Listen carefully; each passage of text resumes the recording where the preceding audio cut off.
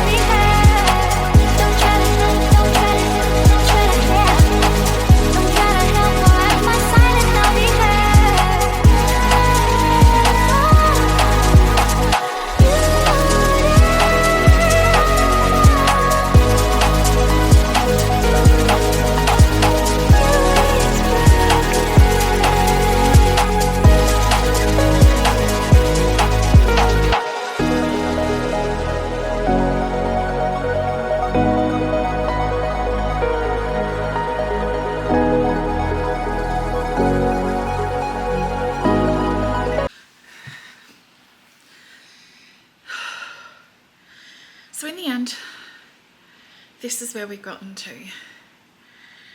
I've got 3 moons. Some I'm happier with than others. But I have to admit, having sewn these and then pop them to one side for a couple of days, I feel slightly better about them. The other thing is I need another moon. I'm actually contemplating a full moon, or I'm making this Katie's quilt different phases of the moon. But honestly, I think where I'm at now with these, a little bit of starch, a little bit of a press, and I think it should be right. Maybe. But here are my moons. I'm going to try and be proud of them. Stars next, which is part of the week 1-2. And I'm really looking forward to the ghost cat. Something about ghost cats. The progress shots for this will be over on Instagram. Sometimes I quilt over there too, if you're interested or not. Yeah, let's keep going.